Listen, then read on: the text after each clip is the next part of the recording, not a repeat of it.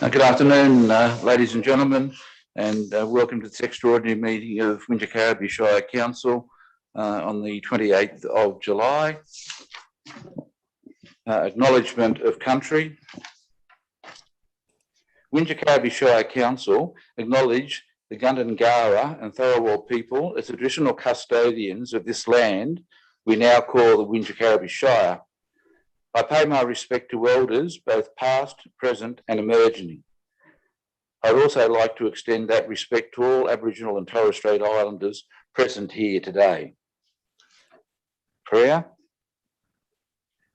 Let us meet in this council chamber in a spirit of fellowship and goodwill to represent all the members of the community in its cultural and religious diversity. To be honest and objective in all our deliberations. To respect the view of the residents, the rights of all to express their opinions without fear or favour, and to make decisions for the common good of the community.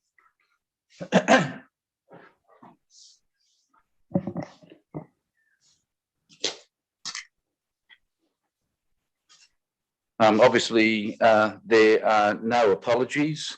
A number of staff, including the General Manager, are in attendance by Zoom. With the meeting today, there won't be introductions to items. General Manager. Do you want to say something? Or? No, apologies, Mr. Mayor. I was having some technical difficulties, but I'm here now. Good. Okay. Declarations of interest.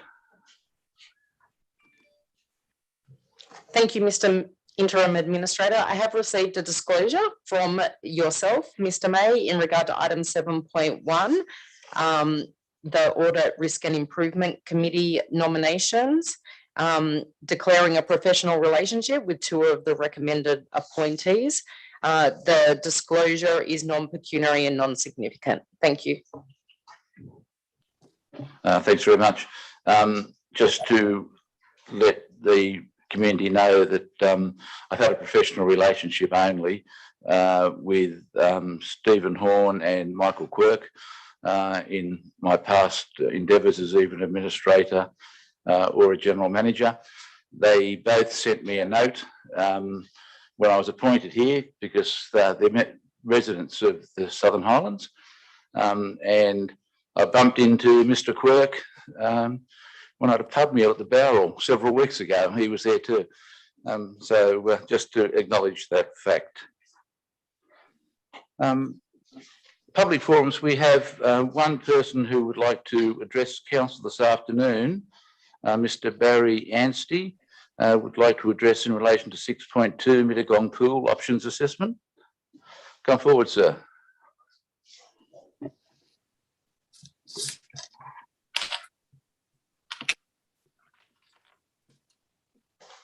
Thank you, Mr. May.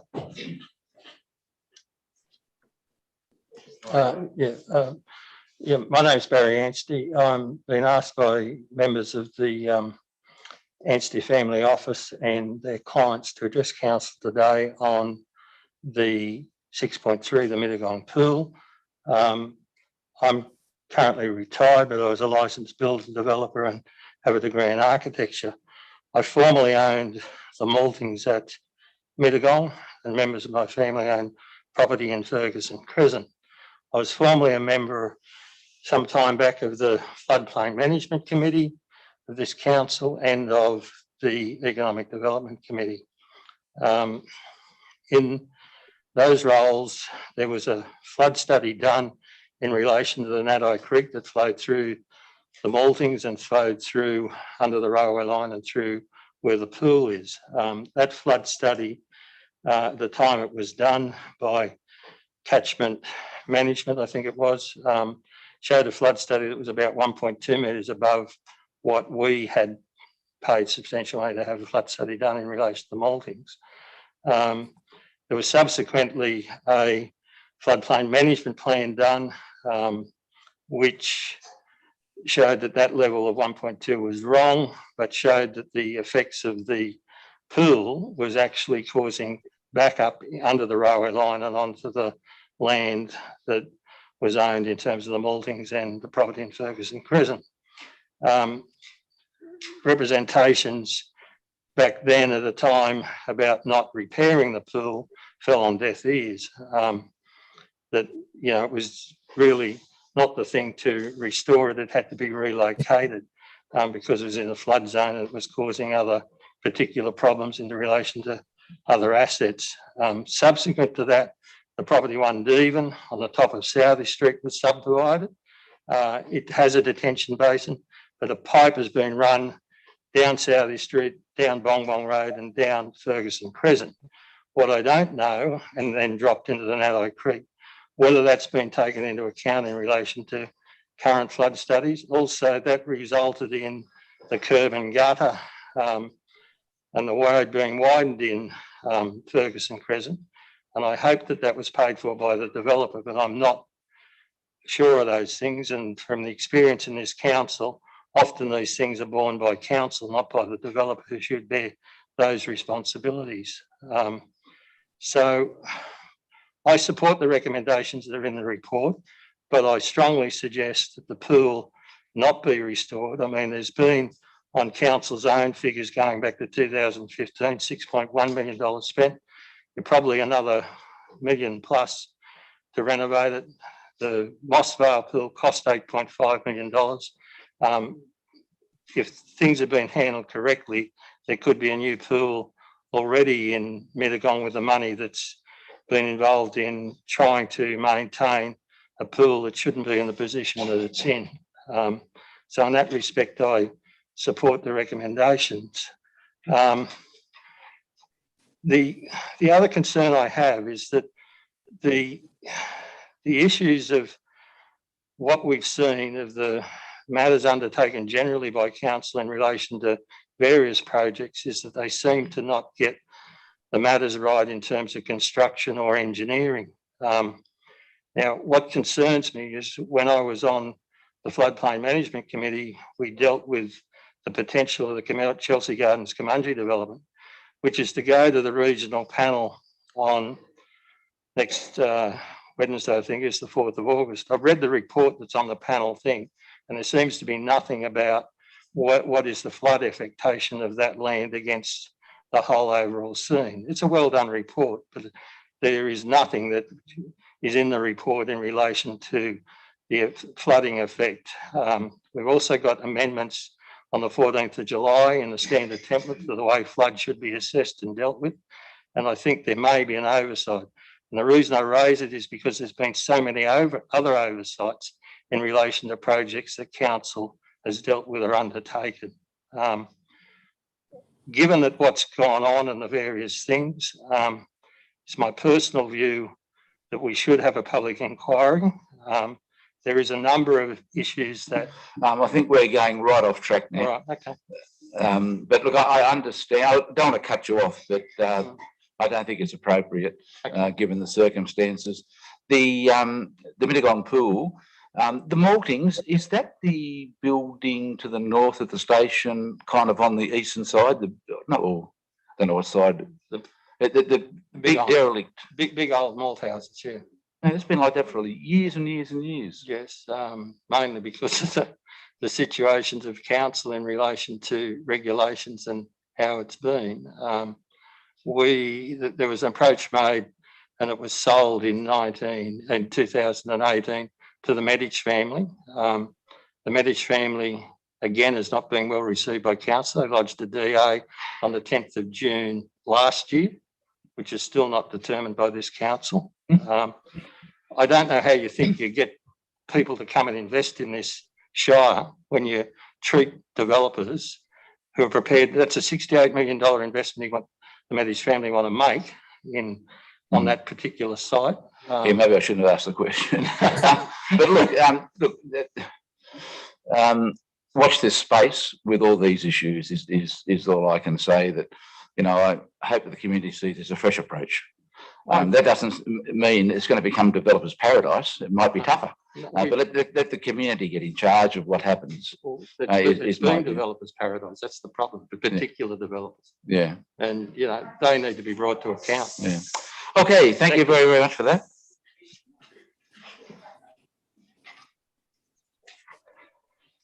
Okay, my normal administrator update.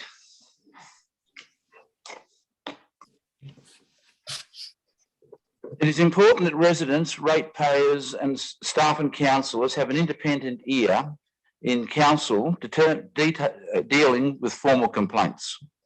From the information available to me, it is clear that this has not in the past been the practice of this council.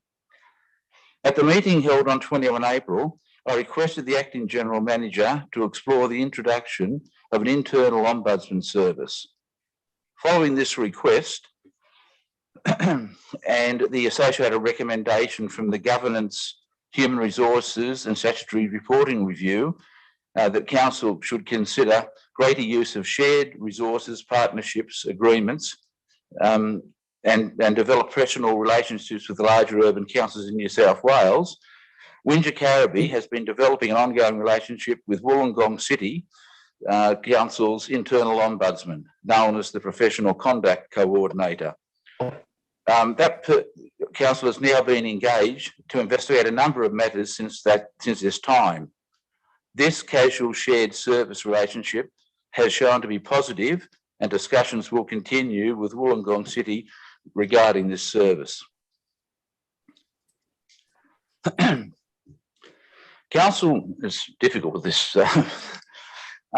Council records note that as early as 2005, it was looking at the appropriateness of using the line between the northern villages of Mittagong as a walking track for tourism, known as the Loopline.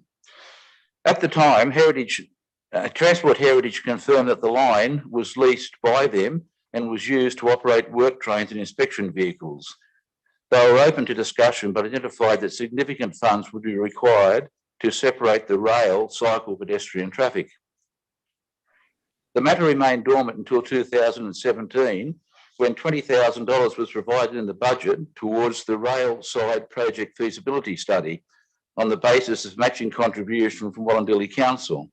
However, as a result of rescission motion, the matter lapsed. Last week, I met with the CEO and support staff of Transport Heritage New South Wales about plans to restore and refurbish Picton to Mittagong Loop Line from Buxton to Collovale. The state government has already made substantial financial commitments to the project, and from discussions with the member for Wollondilly, has his enthusiastic support. This is an exciting project and has potential to deliver to some of the northern villages substantial economic and community benefits.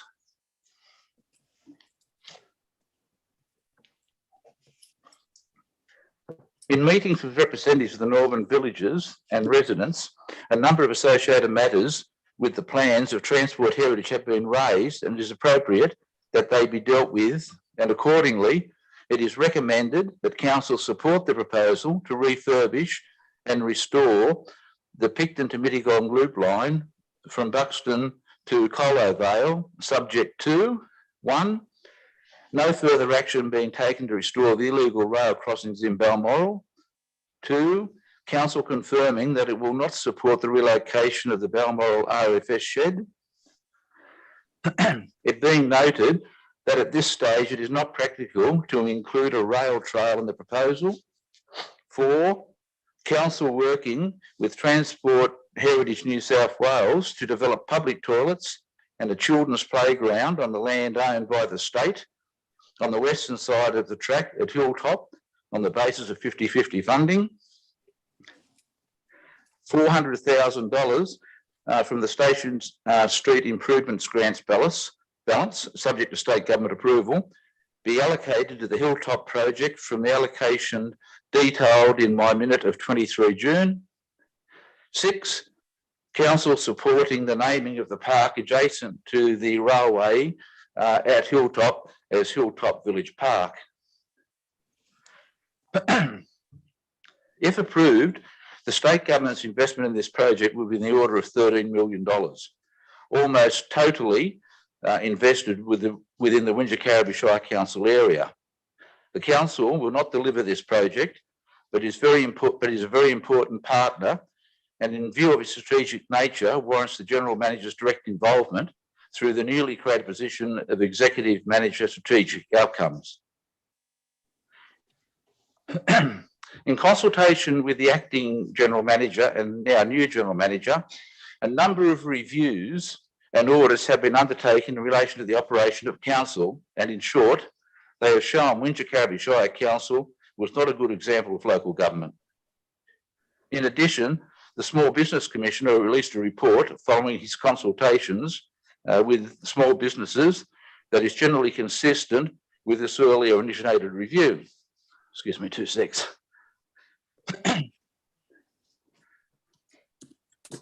Notice was given at an earlier meeting that an audit was being undertaken in relation to former senior staff's use of credit cards and a review of expenditure of the Tourism and Economic Development branch.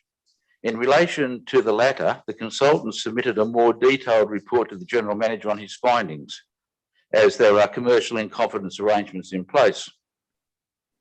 The tabling of these reports has been delayed due to legal advice. However, I'm able to table both reports as they were presented to me, and commend the General Manager on the action she has already taken to address the very serious issues raised in the recommendations. I table those reports. The final report of Ernest Consulting has been delayed due to COVID-19 and the importance of viewing sites and talking directly with residents. A second report has now been received entitled Righting the Wrongs and is tabled. The issue with DAs appears never ending, and I acknowledge the staff are working hard to address what appears to be a myriad of problems. An operational report is being prepared by the consultants as it contains confidential advice as a way forward for a number of matters that could involve expenditure by council to right the wrongs. And in the meantime, I've asked the General Manager to report on the recommendations captured in the most recent report. The Animal Shelter Review Report completed by Mr. David Ackroyd in conjunction with Malcolm Ryan, Ernest Consulting, has been received and is tabled. It confirms my concerns in relation to compliance with statutory obligations and raises new matters that require attention. It's been referred to the General Manager for action and report to the next meeting when plans for the new facility and its location will also be addressed.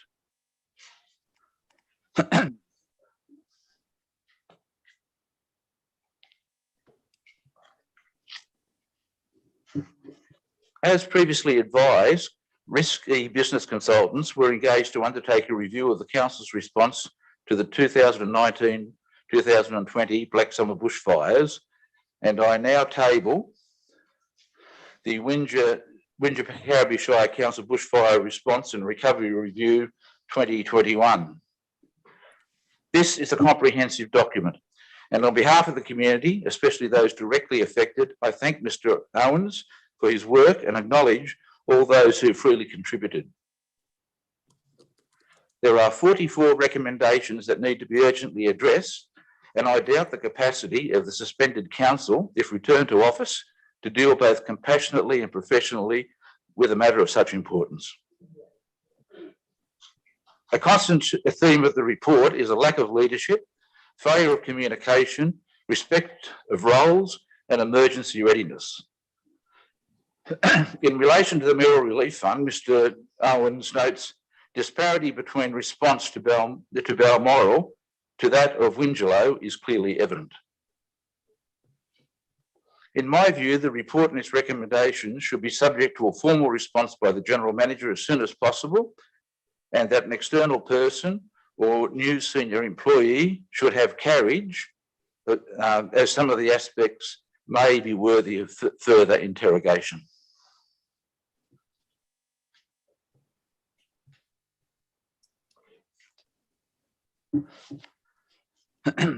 Arrangements have been made for a copy of the report to be made available to the Minister for Local Government and the members for Goulburn and Wallandilly. Last Saturday, the Minister for Local Government published an order in the Government Gazette postponing the local government elections to 4 December 2021. It is well known that my appointment is until 10 September, and under the provisions of the Local Government Act, it cannot be extended without a public inquiry. The next meeting of Council will be held on 11 August, and in view of the new date of the election, the caretaker period will not apply. I will be releasing at that meeting my final report to the Minister under Section 438N of the Local Government Act that will include recommendations that, in my view, will improve the proper and effective functioning of the Council. Difficult under this.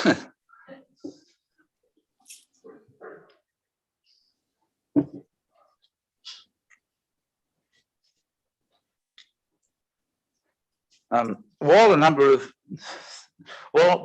I said on a number of occasions I did not support the calling of a public inquiry, circumstances have changed. In my first minute in March, residents were assured that I would do my best to independently serve in an honest, open and transparent way, ensuring all voices are heard. Many residents and community organisations have reached out and I have listened and responded to the best of my ability. Staff have been open and frank, and it's been necessary to arrange additional consultancy and audits to independently inquire and review matters that have been raised. A new general manager has been appointed to the organisation, and the new organisation structure is a work in progress. We're at a critical time operationally, and my expectation was that the community would pass judgment in September. The general manager needs air to address the matters before her, and the release today of the reports of risky business and earnest consulting only add to the seriousness and complexity of this major challenge. The law is the law, but in my view, the return of the suspended council is untenable. Accordingly, I give notice to the community that it's my intention in the final report to recommend for the Minister's consideration that a public inquiry under Section 438U of the Act into Wingecarribee be held.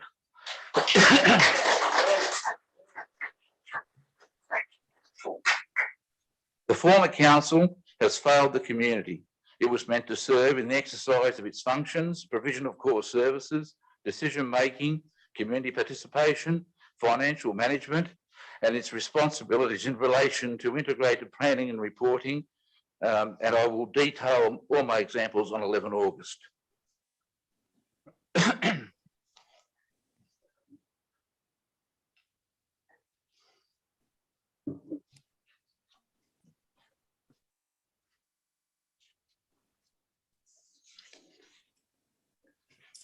In coming to this conclusion, I am conscious it could impact on the elections to be held in December, but the matter is too important for the future of the Shire, given the current circumstances.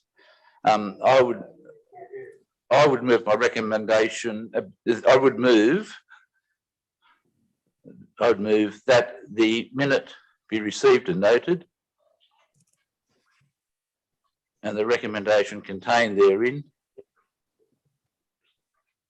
be adopted.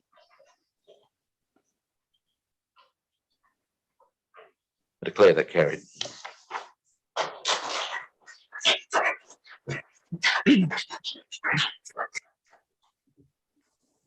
As I said earlier, there's not going to be introductions to items tonight, simply because it's difficult with having people off-site.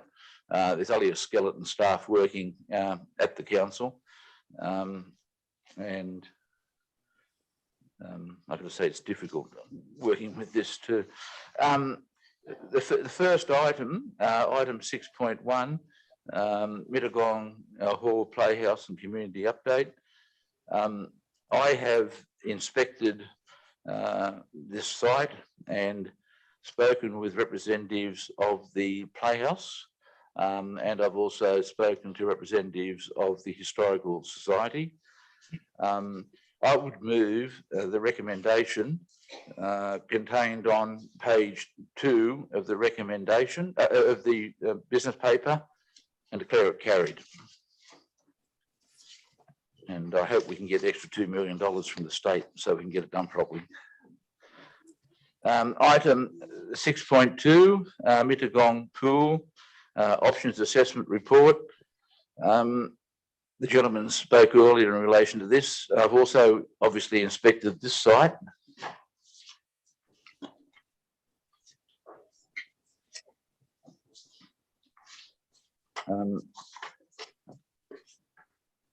This just seems to be a litany of problems. The pool, you know, how you spend so much money in a pool in a creek beggars belief. But let's see what the community wants. In relation to item 6.2 on page 6 of the business paper, I would move recommendation 1, 2, 3 and add a number 4.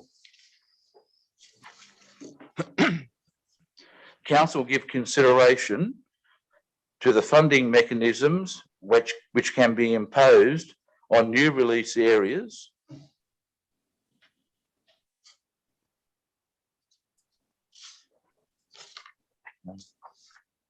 I actually changed that one. Yeah, I'll read. Thank you. Council give consideration to funding mechanisms for the provision of a regional aquatic leisure centre in the Shire, including infrastructure levies and or value capture mechanisms which can be imposed on the new urban release areas to deliver a material public benefit as identified in the recently adopted local housing strategy. I declare that carried. The time has come for this council to look strategically at things, and the housing strategy is going to happen over a number of years. So let's get a proper regional facility for this community. It's not going to happen tomorrow, but unless you plan it, it'll never happen. So this is the first step, I hope, in a facility that the community can be proud of, and I don't think it'll be in a creek.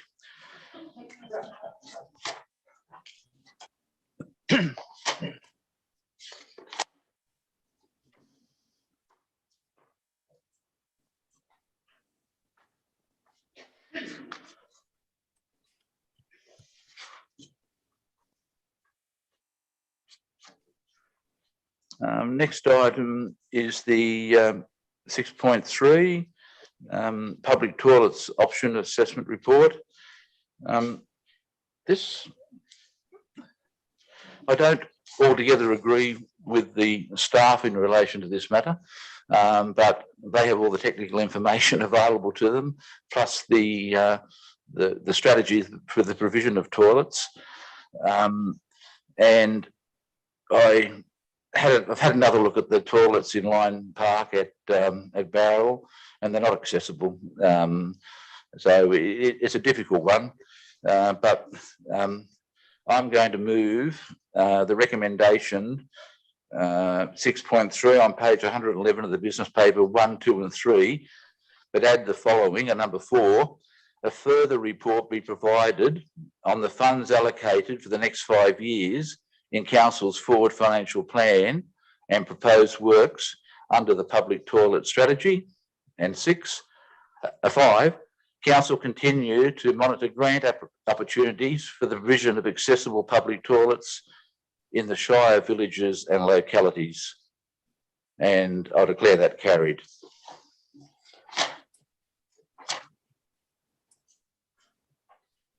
Um, 6.4, acceptance of grant funding, bushfire local economic recovery package. Item 6.4, I'd move the recommendation, the staff recommendation on page 117, items 1 and 2, and declare it carried.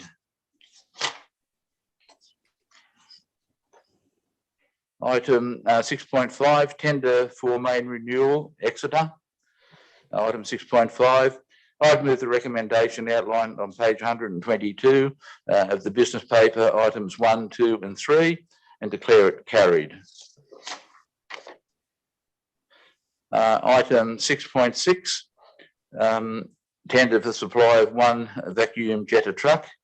I would move the recommendation outlined on page 127 of the business paper, 1, 2, 3 and 4, and declare it carried. Item 6.7, lease to Berrima District Historical and Family History Society, Mittagong Memorial Hall. As I said, in relation to the other item, I've inspected this site and I think it's a good compromise, and I thank the Berrima Historical Society for cooperating to get a better outcome. I would move the recommendation on page 132, 1, 2, 3 and 4, and declare it carried.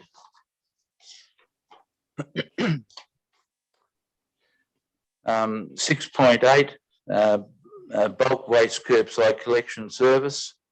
I'm pleased I persevered with this one. I think the community has got a good outcome.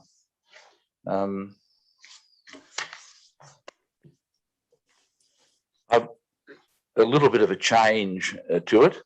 I agree with the officer's recommendation on page 6.8, on page 137, 1, 2 and 3, and add 4. Council provide letterbox pamphlet to all eligible residents within 2 weeks of the collection service to notify all residents of the availability of the service. 5. Council include the provision for a biannual bulk waste collection service within the next waste collection contract specifications, which will commence on 1 July 2024. And 6, Council commission an independent review of its domestic waste management cash reserve to ensure that the potential requirement to increase the domestic waste management annual charge is considered in the lead up to the new contract period. And I declare that carried. Just so I can explain number 6, I don't think that the council has an exposure to risk in relation to its domestic waste service collection because it's outsourced to a third party, a public company. However, the council does have a substantial risk in the dumping from the waste recovery centre where the stuff gets taken to, and I think those charges are going to go up. But whether the council needs as much money in its domestic waste service management reserve as it's got at the moment is another question, and I would like to see that looked at by an independent expert to see whether we're going to fund this year's 1.437 million from it, but whether it can manage it next year, my gut feeling is it can, but I don't want to expose this community to any unnecessary risks. So I just think it's worthwhile for a third party to have a look at that for us. So that's why I've suggested that, and it's included in the recommendation. Item 6.9. Mount Gibraltar property matters. I would move the recommendation outlined on page 142 of the business papers, items 1, 2, 3, 4 and 5, and declare that carried.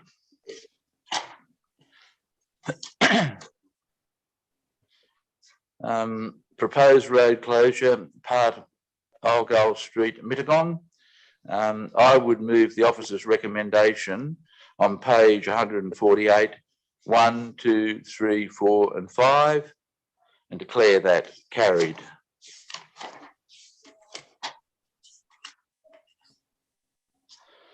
Item 6.1, the investment report. I would move the recommendation outlined on page 154, 1 and 2, and declare that carried. I haven't had a chance to speak to the CFO, but I must say I was interested that they didn't get much of a response in relation to having an investment in effect broker, but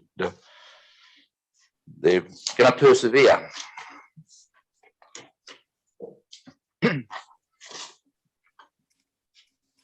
The next item is item 7.1, the Audit, Risk and Improvement Committee. I would move the recommendation on page 161 of the business paper, items 1, 2, 3 and 4, and declare that carried. And I must say I'm extremely pleased with the calibre of the people who applied for this role, and the community can be assured that these people know. I'm not saying the last people didn't, but these people know what they're doing, and they're well versed and experienced in local government and risk matters. And congratulate the staff who are responsible for bringing this together. Item 7.2, Destination Southern Highlands, fees and charges. The results of the public exhibition. I would move the recommendation outlined on page 165 of the business paper and declare it carried. Go over there.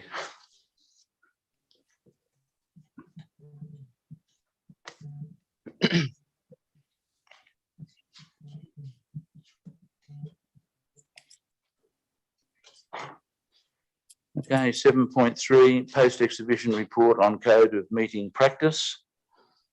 I have an alteration to this following discussions with the staff.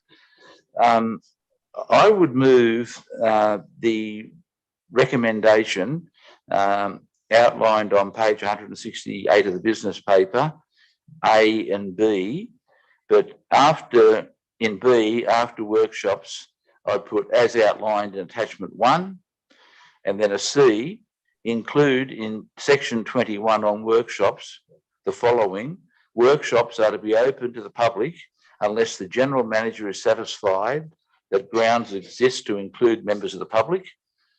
And D, it be noted the reference to the public forum has been removed as it does not form part of the council meeting, and the general manager provide a report on guidelines for such public opportunities to be made available prior to or at the end of council meetings. And I declare that carried. If I could just explain the workshops, it's my view that workshops should be open to the public.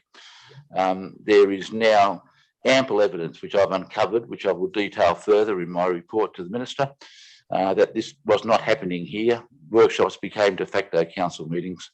And in fact, there is evidence that staff were even instructed at workshops how to make recommendations, just not good enough. And in relation to the public forum, it's not the intention to block residents out, it's just the public forum does not form part of the council meeting. And so we will come forward, or the general manager will come forward with guidelines to ensure that that still happens, but it's done in a legal way.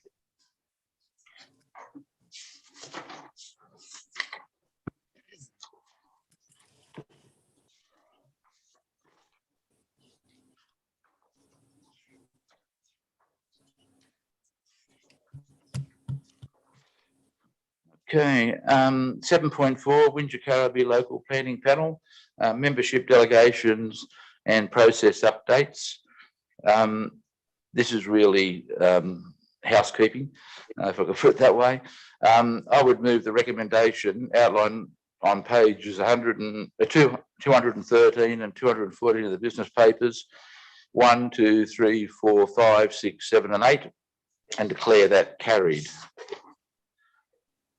7.5, response to independent reports, economic and development roundtable by KPMG and the small business consultation by the Small Business Commissioner. I would move the recommendation 1, 2 and 3 as outlined on page 217 of the business paper and declare that carried. If I could just say, I've had representations from one of the participants at this roundtable suggesting that the council's existing destination strategy should be rescinded. I don't think there's any good purpose in that. I think that we need to build on that. The council has spent a lot of money getting to where they are. So let's build on what's there. And I know the staff agree with that, and so does Mr. Shanks, who was the facilitator. But I just raise it because it's been raised with me.